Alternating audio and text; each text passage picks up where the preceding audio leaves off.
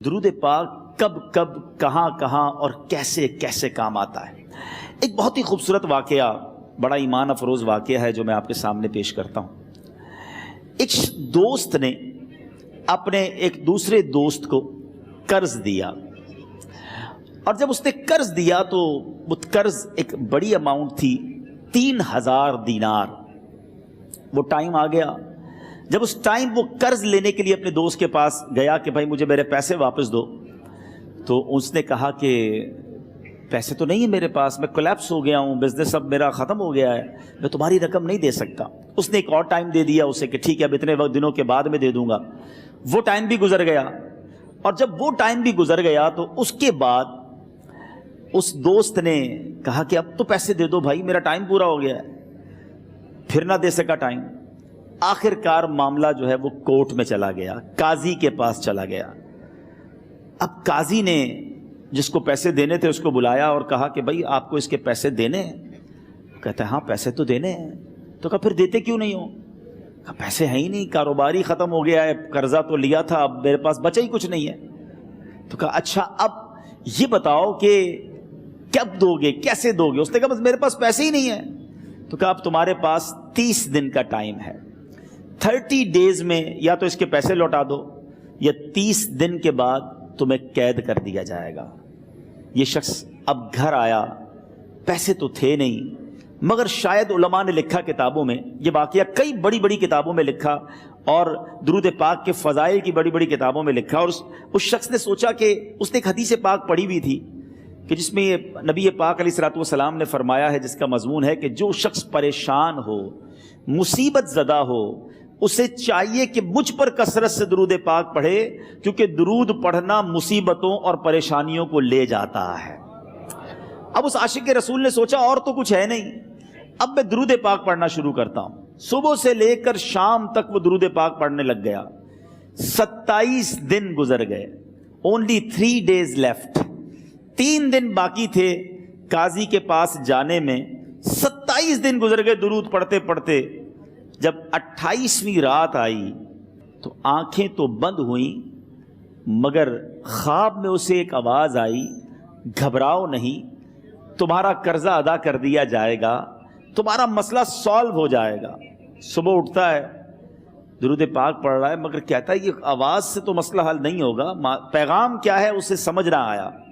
28واں دن گزر گیا، 29ویں رات آ گئی، مگر اب آنکھیں بند ہوئیں اور قسمت جاگ اٹھی۔ نبی پاک صاحب لولاک صلی اللہ تعالیٰ علیہ وسلم خواب میں تشریف لائے، اور پیارے آقا صلی اللہ تعالیٰ علیہ وسلم نے فرمایا گھبراؤ نہیں، علی بن عیسیٰ وزیر کے پاس جاؤ، وہ تمہارا قرضہ ادا کر دے گا۔ اب یہ عاشق رسول صبح اٹھا تو ویری فریش، حشاش بشاش کہ اب تو کام ہو گیا، نبی پاک نے خواب میں آ کر بشارت دی ہے۔ مگر پھر ذہن میں سوال آیا کہ علی بن عیسیٰ کے پاس جاؤں گا تو ثبوت کیا ہے، پروف کیا ہوگا؟ میں جا کر اس کو کہوں گا کہ میرا قرضہ دے دو تو ایسے تو قرضہ نہیں دے دینا، اور میں نے اس کو کہا کہ مجھے نبی پاک نے خواب میں کہا ہے، اور اس نے اگر مجھ سے کوئی نشانی مانگی تو میں نشانی کیا دوں گا؟ آخری دن تھا، 29واں دن تھا، وہ بھی درود پڑھتے پڑھتے گزر گیا۔ 30th نائٹ آ گئی، صبح وہ دن ہے جب عدالت میں جانا ہے۔ اب اس رات پھر نبی پاک علیہ الصلوۃ والسلام خواب میں تشریف لائے، اور آقا علیہ الصلوۃ والسلام نے فرمایا کہ علی بن عیسیٰ وزیر کے پاس جاؤ، وہ تمہارا قرض ادا کر دے گا۔ کہ حضور چلا تو جاؤں گا، لیکن اگر وزیر نے مجھ سے کوئی نشانی طلب کی تو میں کیا جواب دوں گا؟ پیارے آقا علیہ الصلوۃ والسلام نے کمال کا ارشاد فرمایا کہ علی بن عیسیٰ سے کہنا کہ تم روزانہ فجر کی نماز کے بعد 5000 بار درود پاک پڑھتے ہو، یہ راز فقط تم جانتے ہو اور تمہارا رب جانتا ہے۔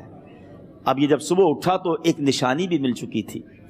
عدالت میں جانے سے پہلے وزیر کے دربار میں پہنچ گیا، اسے یہ ڈر تھا کہ آج پیسے نہ لوٹائے تو سزا ہو سکتی ہے۔ جب وزیر کے دربار میں پہنچا تو وزیر اپنے مشیروں کے ساتھ بیٹھا تھا۔ کہا مجھے آپ سے بات کرنی ہے۔ کہا بتاؤ کیا بات کرنی ہے؟ کہا میں ایک پیغام لایا ہوں آپ کے لیے۔ اچھا کس کا پیغام لائے ہو؟ کہا میں نبی پاک جناب محمد مصطفیٰ صلی اللہ تعالیٰ علیہ وسلم کا پیغام لایا ہوں۔ وہ عاشق رسول وزیر تھا، کہتا بتاؤ میرے آقا نے کیا پیغام دیا ہے؟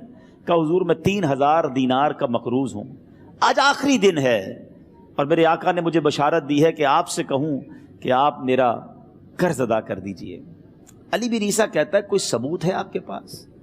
ہے کوئی دلیل بھی ہے آپ کے پاس؟ میں کیسے مان لوں کہ آپ کو نبی پاک علیہ الصلوۃ والسلام نے بھیجا ہے؟ عاشق رسول کہتا ہے خالی ہاتھ نہیں آیا، میرے آقا نے مجھے دلیل بھی عطا فرمائی ہے، مجھے ایک ایویڈنس بھی دیا ہے، اور پروف یہ ہے حضور کہ آپ روزانہ صبح فجر کی نماز کے بعد نبی پاک صلی اللہ تعالیٰ علیہ وسلم کی بارگاہ میں درود و سلام کا نذرانہ پیش کرتے ہیں۔ جب تک 5000 کا عدد پورا نہیں ہوتا آپ اس وقت تک کسی اور سے بات نہیں کرتے، اور اے وزیر صاحب یہ راز صرف آپ کو پتا ہے اور آپ کا رب جانتا ہے۔ اللہ اکبر! وہ وزیر تو جس کو کہے نا جھوم اٹھا، ایسا عاشق رسول وزیر تھا جو روزانہ صبح 5000 درود پڑھتا ہو، اس کی تو عید ہو گئی نا۔ وہ کہتا ہے مرحبا یا رسول اللہ، میرے آقا نے میرے درود قبول کر لیے، اس سے بڑھ کر میرے لیے سعادت کیا ہوگی۔ اب یہ وزیر اپنے سیٹ سے اٹھتا ہے، اپنے کمرے میں جاتا ہے، تھوڑی دیر بعد واپس آ کر اس عاشق رسول کے ہاتھ میں 3000 دینار رکھ کر کہتا ہے حضور پہلے 3000 دینار تو نبی پاک کا حکم کی میں ادب سے بجا لاتا ہوں، میرے آقا نے جو حکم فرمایا یہ 3000 دینار آپ کو پیش کرتا ہوں، حضور ایک اور 3000 دینار لیجئے۔ میرے گھر آپ آئے، اتنی اچھی خبر سنائی، آپ نے قدم رنجا فرمایا، یہ 3000 اس کا نذرانہ ہے، اور ایسا کیجئے 3000 اور لیجئے، اس سے اپنے بچوں کے لیے کچھ چھوٹا موٹا کام شروع کیجئے، اور ایک وعدہ کر کے جائیے آج کے بعد زندگی میں آپ کو جب بھی کوئی کام پڑے میں آپ کا بھائی ہوں، مجھے یہ خدمت کا موقع دیجئے گا۔ اللہ اکبر! وہ مقروض جو ایک رات پہلے 3000 دینار کا مقروض تھا، ہو سکتا ہے اس کے بیک آف مائنڈ یہ بھی چل رہا ہو کہ اب شاید کل میں نے جیل میں جا کر عدالت میں جا کر گرفتاری دے کر جیل میں جانا ہے، مگر اب 9000 دینار ہاتھ میں ہیں۔ عاشق رسول جھومتا ہوا نبی پاک کی یاد میں گھومتا ہوا اب عدالت میں پہنچا۔ عدالت میں everybody expecting over there کہ آج اس نے آنا ہے اور آ کر کہنا یہی ہے کہ پیسے تو نہیں ہیں، گرفتار کر لو، مگر جا کر اس عاشق رسول نے 3000 دینار جج صاحب کے ہاتھ میں رکھ دیے۔ قاضی کہتا ہے پہلے تو یہ بتاؤ پیسے آئے کدھر سے؟ تم تو کہتے تھے غریب ہوں، تم تو کہتے تھے کاروبار نہیں ہے، ایک مہینے میں اتنی بڑی رقم کا انتظام کیسے ہو گیا؟ سبحان اللہ! اس عاشق رسول نے گویا زبان حال سے یہ کہا ہوگا کہ یہ تو کرم ہے ان کا، ورنہ مجھ میں تو ایسی بات نہیں، اتنا دیا سرکار نے مجھ کو، اتنی میری اوقات نہیں۔ اس نے وہ پورا واقعہ بھری عدالت میں سنا دیا۔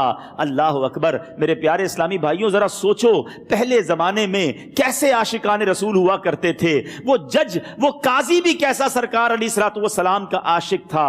اپنی سیٹ سے اٹھتا ہے، بھرے دربار میں بھری عدالت میں وہ اپنے چیمبر میں اپنے کمرے میں جاتا ہے، اور تھوڑی دیر بعد واپس آ کر اس کے ہاتھ میں بھی 3000 دینار ہیں، اور وہ 3000 دینار جو ہے وہ اس عاشق رسول کے ہاتھ میں رکھتا ہے کہ سارا ثواب علی بن عیسیٰ کیسے لے جائے، میں بھی تو نبی پاک کا غلام ہوں، میں تمہارا قرضہ میں ادا کرتا ہوں۔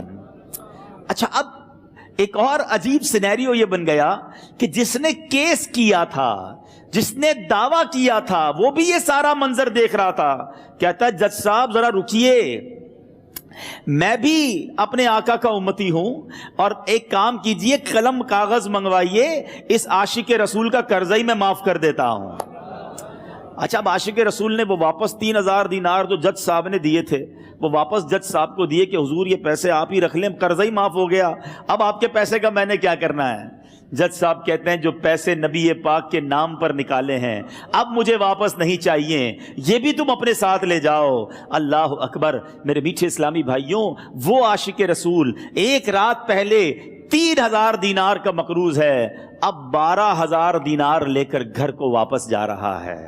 اس ایک واقعے کے اندر جو ہم سب کے لیے درس ہے، جو ہم سب کے لیے پیغام ہے، شاعر لکھتے ہیں نا، دکھوں نے تم کو جو گھیرا ہو تو درود پڑھو، दुखों ने तुमको जो घेरा हो तो दुरूद पढ़ो, जो हाजिरी की तमन्ना हो तो दुरूद पढ़ो। आज हम बहुत सारी प्रॉब्लम्स में होते हैं। यहां भी हो सकता है मेरा कोई भाई बीमार बैठा हो, कोई कर्जे में डूब गया हो, किसी का कोई बिजनेस प्रॉब्लम चल रहा हो, कोई फैमिली इशू में डिस्टर्ब हो। आप किसी भी प्रॉब्लम में हैं, खुदा की कसम दुरूद पाक ऐसा वजीफा है। लोग बहुत सारे वज़ाइफ पूछते रहते हैं, बहुत सारे जनाब वज़ाइफ के बारे में मालूमात करते रहते हैं। सच्ची बात यह है, हर दर्द की दवा है सल्ले अला मुहम्मद। हर दर्द की दवा है सल्ले अला मुहम्मद। तावीज़ हर बला है सल्ले अला मुहम्मद। तो खुदारा अपनी ज़िंदगी में दुरूद पाक को शामिल कर लीजिए और आप बिलीव करें, जब आपने कसरत से दुरूद पाक पढ़ने शुरू कर दिए, आप अपनी आंखों से देखेंगे आपके प्रॉब्लम दूर हो रहे हैं, आपकी सेहत अच्छी हो रही है, आपके कर्जे उतरने शुरू हो गए हैं, रोजगार में आपके बरकत होना शुरू हो जाएगी, आपके चेहरे पे नूर आना शुरू हो जाएगा।